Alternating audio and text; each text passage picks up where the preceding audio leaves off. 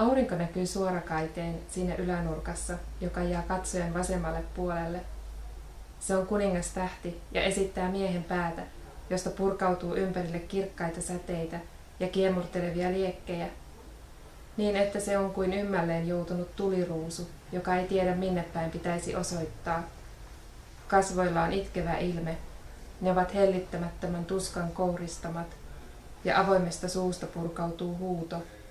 Mutta sitä me emme voi kuulla, sillä tässä ei mikään ole todellista, vaan meillä on edessämme vain paperi ja painomustetta, eikä muuta. Auringon alapuolella nähdään puunrunkoon sidottu alaston mies. Ainoastaan vyötäisillä on vähäinen vaate hävettäviksi nivettäviemme ruumiinosien verhona, ja hänen jalkansa lepäävät rungosta sojottavalla oksantyngällä. Mutta jotteivät ne vahingossa luiskahtaisi pois tuolta luonnon kasvattamalta tukipuulta, ne on varmuuden vuoksi kiinnitetty siihen 2 syvään lyödyllä naulalla.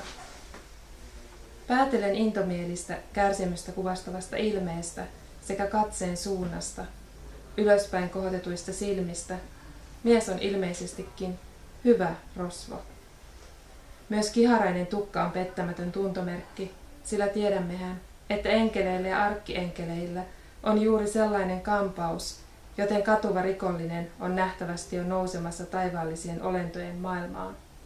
Lienee toivotonta selvittää, onko puunrunko edelleen oikea puu, joka yhä ottaa juurillaan maasta ravintoa, vaikka siitä on vain sopivasti silpomalla tehty kidutusväline.